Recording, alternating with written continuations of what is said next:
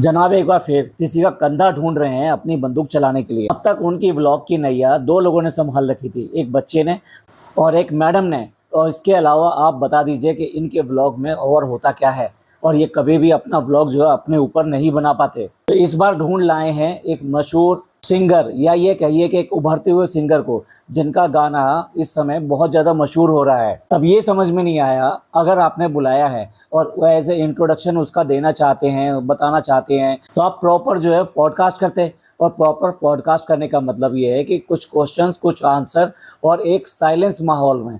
ये नहीं कि चक्कर पकड़ जो जनाब के पीछे से आ रही है, उसके बाद में जनाब उसके साथ में क्वेश्चन पे क्वेश्चन करे जा रहे हैं। सबसे पहली बात तो जनाब का इनका साथ क्या, मतलब कहीं से भी दिखाई देता है कि जनाब इससे कहीं से भी कनेक्टेड हैं। भाई तुम कनेक्टेड भी नहीं हो, तुम कोई पत्रकार भी नहीं हो, तुम कोई पॉडकास्टर भी नहीं हो, तो फिर तुम ये कर क्या रहे हो? किसी दूसरे की शोहरत को, किसी दूसरे के कंटेंट को अपने व्लॉग में लाकर अपने व्लॉग को व्यूज देने की कोशिश कर रहे हैं। अगर कोई भी इनका ये वाला व्लॉग देखेगा तो उसको इनटेक क्या होगा, इससे क्या लेकर जाएगा? वो ना तो इनके बारे में बहुत ज़्यादा जान पाया, मतलब जिसको ये अपने एज ए गेस्ट लेकर आए हैं उनके बारे में बहुत ज़्यादा डिटेल में जान पाया। तो मतलब जनाब पूरी तरह से फेल रहे हैं एक उभरते हुए स्टार को और ज़्यादा लोगों तक पहुंचाने में। भाई ना तुम्हारी दोस्ती है, ना तुम पहले कभी मिले हो, तो फिर ये किस तरह का मेल और किस तरह का बात कि भाई वो आने वाले हैं। पिछले ब्लॉग में शगुफा छोड़ दिया कि एक खास मेहमान आने वाले हैं, और देखते हैं अगले ब्लॉग में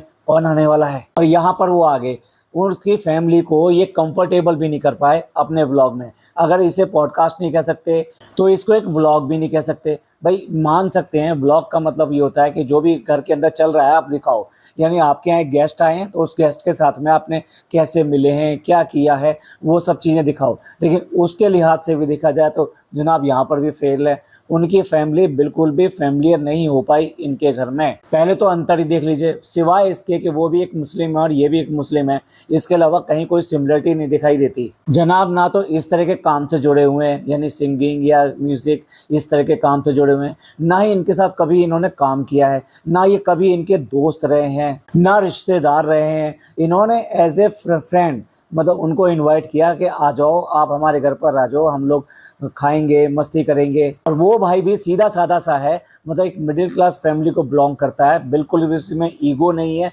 उसकी फैमिली में ईगो नहीं है। अगर देखा जाए तो परफेक्ट मुसलमान जैसे होते हैं वैसे उसी टाइप के हैं ये लोग। आप देख सकते हैं उसकी वाइफ पूरी तरीके से बुर्का पहन कर आई है, नकाब में है, और उसने पूरी तरह से हिजाब लिया हुआ है। आप देख सकते हैं उसकी सिर्फ और सिर्फ आंखें ही आंखें दिखाई दे रही हैं। उसकी आवाज़ भी आपने इस ब्लॉग में बहुत सुनी नहीं होगी। और जनाब अगर इंटरव्यू पे उतारू हैं तो वो भी इंटरव्यू भी इनकम्प्लीट दिखाई देता है, प्रॉपर इंटरव्यू है ही नहीं। दूसरी तरफ मैडम का बिल्कुल भी रोल ही नहीं दिखाई देता।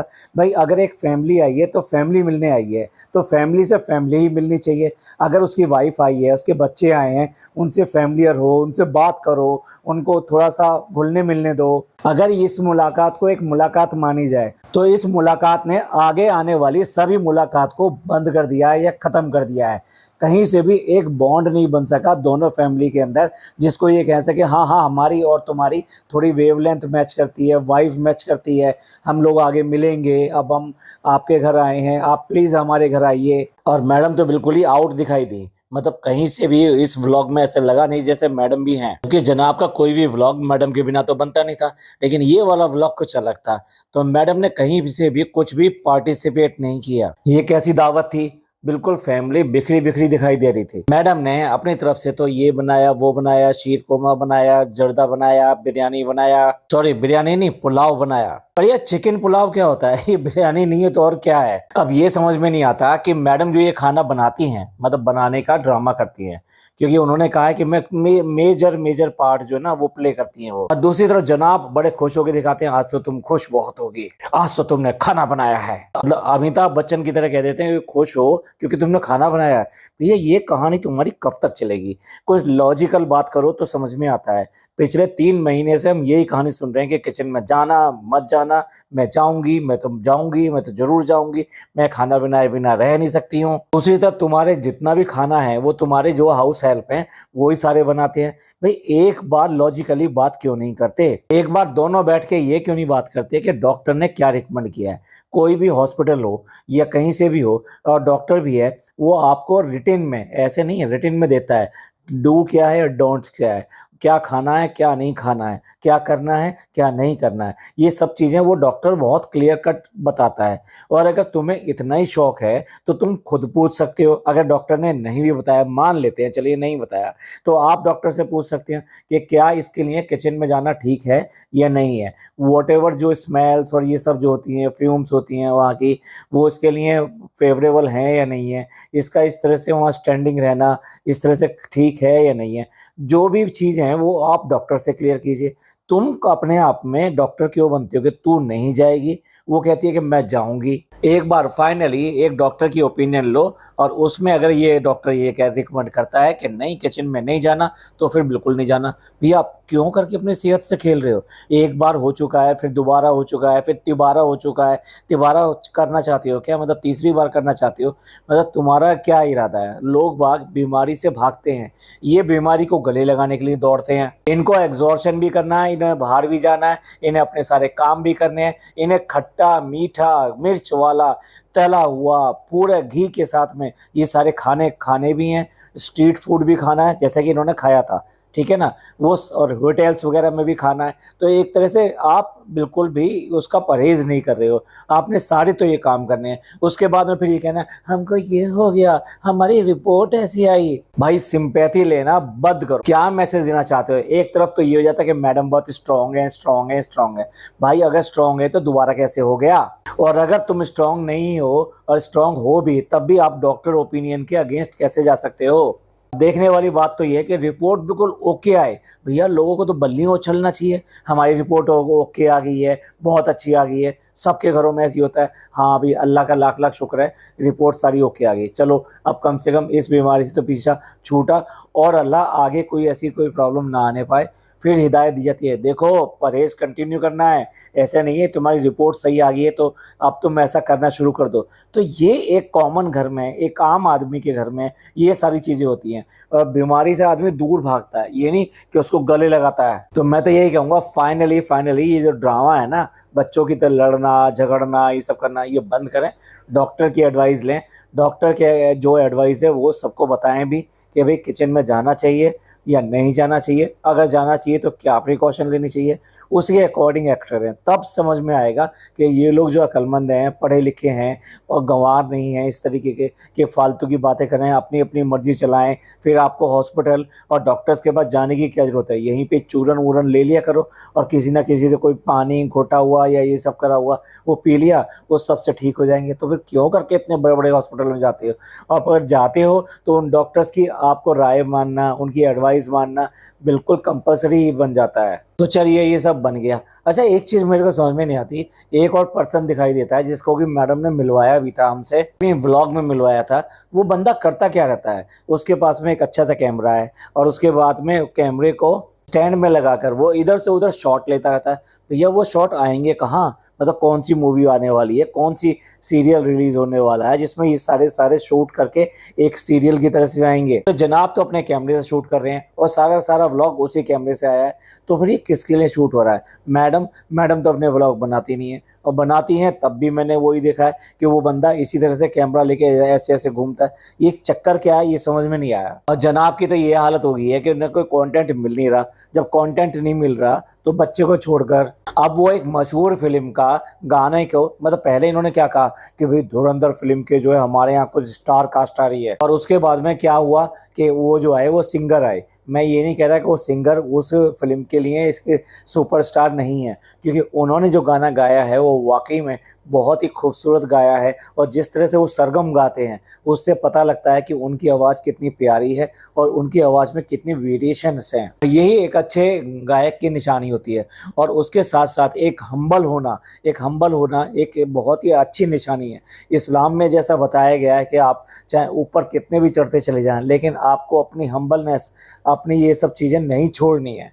अब सोचिए वो बंदा एक सिंपल सा बंदा है और वो अपनी पूरी फैमिली को लेकर आ गया इनके बुलावे में। और ना इन्होंने कोई मतलब इससे पहले कभी मिले थे। और जो ये कह रहे हैं ना 3 महीने पहले कभी हमारी बात हुई थी, मुझे नहीं लगता कि 3 महीने पहले कभी बात हुई होगी। अब धुरंधर सेकंड आ गई तो इन्हें ध्यान आया कि क्यों ना इसको कैच कर लिया जाए, ये मूवी काफ़ी हिट हुई है, गाना काफ़ी हिट हुआ है, तो इसलिए ये उसको लेकर आ गए। उसके बाद में भाई जिस तरह से ये इंटरव्यू कर रहे हैं तो मुझे तो बिल्कुल भी ऐसा नहीं लगा जैसे उस कलाकार के साथ में न्याय हो रहा है जिस कलाकार ने इतना अच्छा गाना दिया है। नो डाउट इसमें जो म्यूजिक डायरेक्टर है उसका भी इतना ही बड़ा हाथ है इस गाने को सफल होने में, क्योंकि देखिए गाना अच्छा होना और म्यूजिक भी अच्छा होना ये दोनों चीजें कॉम्प्लीमेंट करती हैं अगर, तो एक हिट गाना निकल कर आता है। एक तो मुझे समझ में आता है इसमें जनाब बीच में कहाँ से आ जाते हैं, गाने में, म्यूजिक में, इन सब में। आखिर इन्होंने बुलाया क्यों? सिर्फ इसी वजह से कि इनके पास कोई कंटेंट नहीं था और एक अच्छा कंटेंट देने के लिए कि भाई इसका नाम लूंगा मैं तो मेरा व्लॉग जो है कम से कम ज़्यादा देखने में आएगा और ज़्यादा व्यूज़ आएंगे, मे भी उस पर कॉमेंट्स वगैरह ज़्यादा आएँ तो कम से कम एक इंटरेक्शन हो उस पर। अभी पहले इस बात के ऊपर आते हैं कि भाई पहले इसने जो बात करी, यानी कि वो जो सिंगर आए थे उनसे सो कॉल्ड इन्होंने इंटरव्यू लिया, क्या क्या बात करी उस पर आते हैं क्योंकि वो भी बहुत खास है। लेकिन उससे पहले इस बात पे आते हैं कि मैडम कितना ड्रामा कर रही हैं। मैडम जो है टप टप टप टप फटाफट किचन में पहुंचती हैं और पहुंचने के बाद में दिखाती हैं देखिए ये बन रहा है हमारा मटन, अब ये मटन बन रहा है, अब इसमें ये ऑयल जब छोड़ देगा तो ये तैयार हो जाएगा। और उसके बाद में सारी चीज़ें गिनाने शुरू कर देती हैं कि ये देखो यहाँ पे हमने ये बना के रखा है, हमने ये बना के रखा है, हमने शीर कौमा बना के रखा है, मतलब ये सारा का सारा इन्होंने बना दिया। ये कोरा कोरा ड्रामा लगता है। ये ऐसा लगता है कि मैडम और जनाब ये मिल के एक ड्रामा करते हैं कि तू किचन की तरफ भागना और मैं तेरे को पकड़ूंगा, फिर तू भागना मैं तेरे को पकड़ूंगा। ये सारा खाना मुझे तो पूरा का पूरा पहले ही बना हुआ लग रहा है, इसमें मैडम का कोई टच नहीं है। ये मानते हैं कि क्या क्या डिश बननी है, इसमें मैडम का बिल्कुल रहा होगा। ये बिल्कुल ऐसे समझिए कि जब होटल में दावत शुरू होने वाली होती है, यानी बारात आने वाली होती है, कोई प्रोग्राम करने वाले होते हैं, तो उससे पहले खाना वहाँ सारा लग जाता है। तो आप जब वहाँ पर जाते हैं कि भाई बोलो भी यार ये कैसा चल रहा है, ठीक है कि नहीं है, सब कुछ अरेंज है कि नहीं है, तो वहाँ का जो मैनेजर होता है वो आपको गिनाना शुरू करता है, देखिए यहाँ खाना लग चुका है, इसमें ये है, इसमें ये है, इसमें ये है, और वो क्रॉकरी वहाँ रखी है, सलाद वहाँ रखा हुआ है और डेजर्ट वहाँ रखा हुआ है। इस तरह से हमने सारी चीज़ें रेडी कर दी हैं। मैडम बिल्कुल वही मैनेजर की तरह है, ये सारी चीज़ें बस दिखा रही हैं, बनाया उन्होंने कुछ भी नहीं है, मैं पक्का कह रहा हूँ। और फिर देखने वाली बात यह है कि मैडम के घर में कोई आने वाला है और मैडम के घर में कुछ आने वाला है, उसका स्वागत कैसे कर रही हैं। ना मैडम प्रॉपर तरीके से ड्रेसअप है, ना उनका मेकअप है, मतलब जो भी हल्का फुल्का मेकअप या होता है वो तैयारी होती है वो है, ना उनके बाल तक कंघी नहीं है। मतलब जैसे घर में बैठी हुई हैं वैसे कोई आ रहा है तो कोई आ रहा है तो आने दो, ऐसे लग रहा है कि जनाब से बिल्कुल झगड़ा है, लड़ाई है, अब जनाब से जो भी कुछ बात है वो नहीं करेंगी। बिल्कुल ऐसे ब्लॉग में इसमें ऐसे ही दिखाई दिया, मतलब ये मेरे जनाब वाली फीलिंग बिल्कुल नहीं आई। मैडम क्या किचन दिखाने लगी हैं, बर्तन वर्तन सिंक पूरी भरी पड़ी है, सेल्फ पूरा भरा पड़ा है, पर चलो चलता है, इनका तो घर ही ऐसा रहता है। मैडम तो वैसे भी मशहूर हैं मैशअप करने के लिए। और अगर जनाब की ड्रेस की बात करें, जनाब ने तो वही काले रंग का वही कुर्ता पहन रखा है जो ईद के टाइम पे पहना था, पता नहीं भाई धुला रही है कि नहीं धुला है, वो ऐसे ही चल रहा है। लेकिन चलो कुर्ता तो पहन रखा है, कुर्ते का स्टाइल भी चलो वो भी छोड़ देते हैं। लेकिन ये बताइए वो ताबीज़ जो है, अल्लाह के नाम का जो ताबीज़ है, वो कैसे करके ऊपर डाल रखा है, भाई ऐसा कौन करता है? ये दिखावा है क्या? ये सब चीज़ें अपनी पर्सनल चीज़ें होती हैं। आपने अगर अल्लाह का ताबीज़ पहन रखा है तो वो उसके अंदर रखें, या कौन ऐसा बाहर करता है? लेडीज़ भी अगर मंगलसूत्र या कुछ भी ऐसा डाल के रखती हैं तो वो कपड़ों के ऊपर डाल के नहीं रखती हैं, वो गले के अंदर ही पहनती हैं और वो जितना हो सके वो उसको छुपाती हैं। मतलब ऐसे नहीं कि भाई उसको कोई कपड़ा ऊपर आ गया तो उसके ऊपर भी दिखाएं। ये तो ऐसा हो गया कि सुपरमैन अपनी पैंट पहनने के बाद में अंडरवियर उसके ऊपर पहन रहा है। कभी ये दिखाते हैं कभी नहीं दिखाते हैं, कभी इतनी बड़ी बड़ी छाती खोल लेंगे तब भी इनका ये जो ताबीज़ है, अल्लाह की जो चेन है, ये जो है उसमें भी नहीं दिखाई देगा। इसका समझ में नहीं आता इस आदमी का। लेकिन जो भी हरकतें हैं ना, वो हरकतें तो सारी छपरी वाली ही हैं। छपरी वाली इसलिए कह रहा हूँ कि जो नॉर्मल आदमी करता है, एक सामान्य आदमी करता है, एक पढ़ा लिखा आदमी करता है, ये उसके बिल्कुल अपोजिट करता है। एक कमेंट भी मैंने पढ़ा और उसके ऊपर जरूर फोकस करेंगे कि अगर ये ने फिल्म जो है उसके बारे में बात नहीं करनी थी और उसके गायक को बुला के, मतलब उसकी फिल्म की तारीफ नहीं कर रहे, उसका रिव्यू नहीं दे रहे, कुछ भी नहीं दे रहे, तुमने देखी भी नहीं है वो, तो ये कुछ अटपटा नहीं लगा? या फिर ये कुछ लोगों को खुश करने के लिए हैं कि कुछ लोग नाराज ना हो जाएं, क्योंकि इसमें बहुत सारी बातें पड़ोसी मुल्क की हैं और इन्हें तो बहुत चिंता रहती है कि कोई भी चीज़ उनको बुरा ना लग जाए। देखिए, सबसे पहले अपना देश, उसके बाद में बाकी के।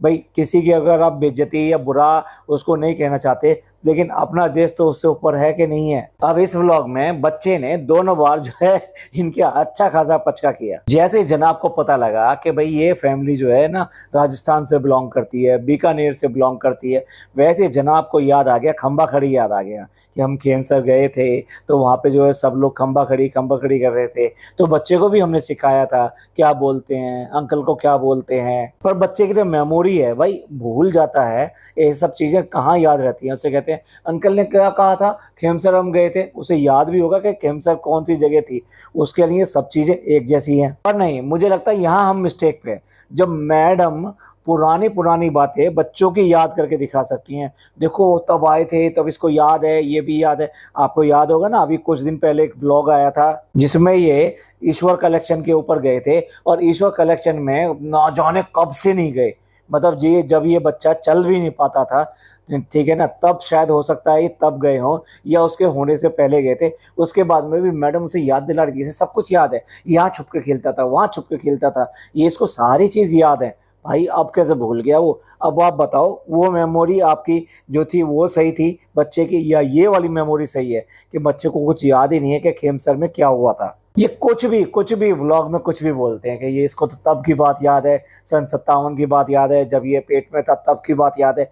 यार कम से कम प्रैक्टिकल तरीके से बात करो, इतना ज़्यादा मत चढ़ाओ। अगर बच्चा है तुम्हारा है तो फिर ऐसा नहीं है कि वो कोई एलियन है कि उसको सब चीज़ आनी चाहिए। जैसे सबके बच्चे होते हैं ऐसे आपका बच्चा है। और दूसरी बार जब इन्होंने कहा अपने गेस्ट से कि भाई अब थोड़ा सा अगर आपको बुरा ना लगे तो गुनगुना के, ठीक है भाई ये काम भी करना ज़रूरी था। जनाब ने तो मतलब ये वाला अगर ना करते तो जनाब का जैसे व्लॉग अधूरा रह जाता। उसको ऐसे कह रहे हैं जैसे कि मतलब किसी, जैसे इन्होंने किसी पेड़ को बुलाया हो, उससे कहेंगे भाई गाना वाना नहीं सुनाओगे, बिना गाना सुनाए जाओगे क्या? तो चलिए, उसने सहज तरीके से अपनी सरगम लेते हुए अपना गाने का कुछ बोल सुना दिए। जनाब के पास कुछ जवाब नहीं था कि भाई इतना अच्छा उसने सुर ताल ये सब लगाई है, तो उसके जवाब में कहें तो कहें क्या।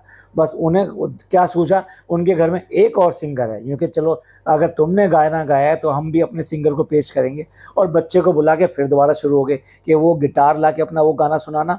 मैं तो सलमान खान वाला गाना सुनवाना चाहते थे कि ओ जाने जाना, बट बच्चा तो बच्चा है यार, ऐसे कैसे पेश कर सकते हो उसको? मतलब मदारी बना रखा है, जब चाहे तब जो मदारी की तरह से बोलेंगे और वो बंदर की तरह नाच के दिखा देगा। बच्चे का मूड है, उसने ये भी काम नहीं करके दिखाया, दोनों काम इनके सामने पचका किया।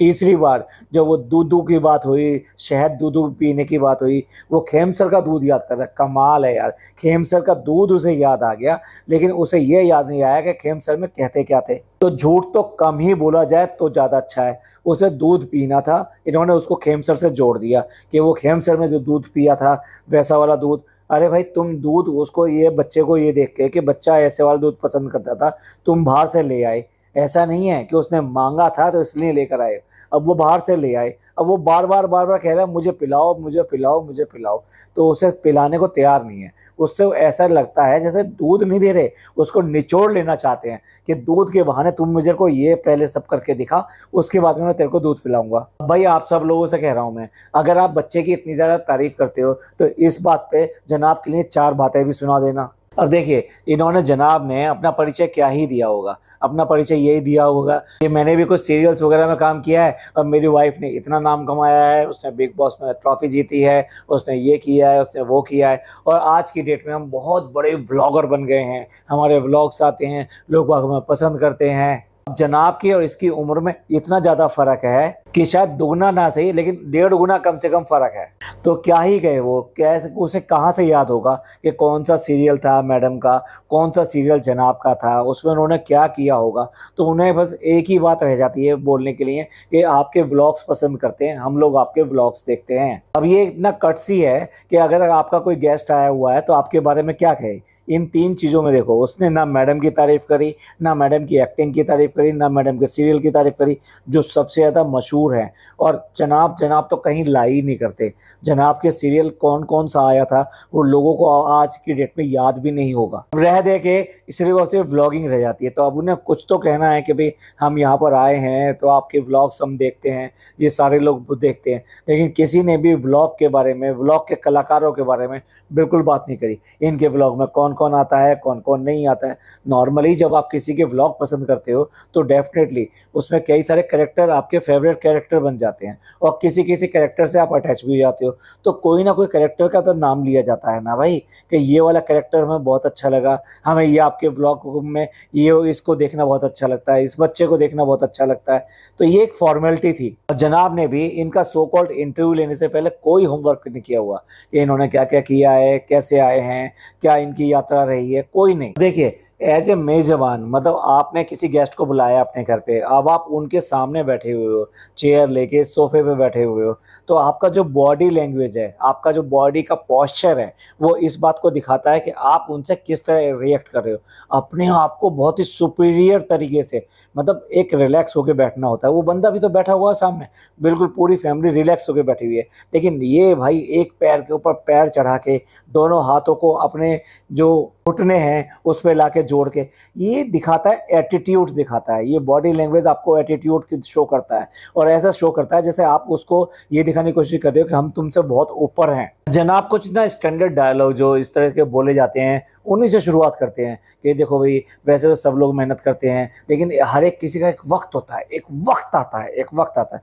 जनाब आपका कब वक्त आएगा? उस वक्त की तलाश में आप जो है बुढ़ापे की तरफ चल पड़े हो। तो एक वक्त होता है, तो आपका एक वक्त आया, और जब आपका वक्त आता है ना तो उस टाइम सारी चीज अच्छी होती हैं। भैया अगर आगे फर्स्ट तो सभी कहते हैं बहुत पढ़ा था, बहुत पढ़ा था, बहुत कुछ किया था, इसने क्या क्या किया होगा, तुम भी जो कह दोगे सब लोग मान भी लेंगे। स्टैंडर्ड डायलॉग से आप जो है अपने आप को क्या दिखाना चाह रहे हो, मतलब ढंग से बात करना भी नहीं आता, कोई इंटरेस्ट नहीं दिखाई देता, कोई इसमें लगता नहीं कि कुछ रोचकता है। भाई ये क्या क्वेश्चन होता है कि ये वाला वक्त आने से पहले अपने आप को कैसे संभाल के रखा। भाई क्या मतलब कहना चाहते हो? जनाब सबसे पहले तो क्रेडिट देते हैं कि जो ट्रेलर आया और ट्रेलर में जो आपका गाना आया और उस गाने में जो सरगम आई और सरगम से जो वो ट्रेलर उठता है, मतलब उठता ही चला जाता है, मतलब लगता है फिल्म जो है उसी की वजह से उठ गई। जनाब कहना क्या चाह रहे हो? ये तो काबिले तारीफ है। उसने कहा, वाकई में कहा कि भाई किसी ट्रेलर में अगर आपको गाना डाल रहे हो तो गाना वो डेफिनेटली वो उस फिल्म का कहीं ना कहीं कुछ खास मकसद रखता है, इसलिए वो गाना उस ट्रेलर में डाला गया है। तो ट्रेलर 2-3 मिनट से ज़्यादा का नहीं होता है और उस 2-3 मिनट में आपको खास खास चीज़ें अपनी फिल्म की दिखा देनी होती है। तो ऐसे में किसी का गाना अगर डाला जा रहा है तो भाई काबिले तारीफ है। एक बात जो उन्होंने कही उसका तो मैं कायल हो गया, कितनी बढ़िया बात कही कि शांत रहो, शोर अपने आप मचेगा। यस, आप अपना काम करिए, आप अपना काम करिए। अगर आपको बहुत बेहतरीन काम हुआ है तो आपको 50 लोगों को ये बताने की जरूरत नहीं कि मैंने कितना बेहतरीन काम किया है। लोग खुद आएंगे आपको ये बताने के लिए कि आपने वाह को इतना बढ़िया काम किया, आपने शानदार काम किया है, आपने तो मतलब सबको पीछे छोड़ दिया। तो ये सारी चीज़ें, ये शोहरत जो है ना खुद चलकर आप तक आती है। बंदा बहुत सिंपल है, जरा से भी ईगो नहीं है और गॉड फियरिंग है। दूसरा सबसे ज़्यादा अच्छी उन्होंने बात कही, वो ये कही कि आप जब भी दो अपना 100% दो। और ये भैया 2 चीज़ें मैं भी आप लोगों से कहूँगा, एक अच्छी चीज़ मिली है तो अपनी लाइफ में आप उतारने की कोशिश कीजिएगा कि जो भी करना है वो आप 100% कीजिए। जब 100% हो जाएगा तो फिर आप उसके रिजल्ट की चिंता मत कीजिए कि रिजल्ट क्या आने वाला है क्या नहीं आने वाला। इंशाअल्लाह अगर आपने 100% अपना दिया है तो डेफिनेटली आपका रिजल्ट अच्छा ही आने वाला है। तो चलिए इन्हीं पॉजिटिव नोट पर हम इस पॉडकास्ट का एंड करते हैं। आपको ये पॉडकास्ट कैसा लगा प्लीज़ कमेंट करके ज़रूर बताइएगा। ये पॉडकास्ट आपको अच्छा लगा हो तो प्लीज़ लाइक कीजिए, सब्सक्राइब कीजिए, शेयर कीजिए। थैंक यू, धन्यवाद, शुक्रिया।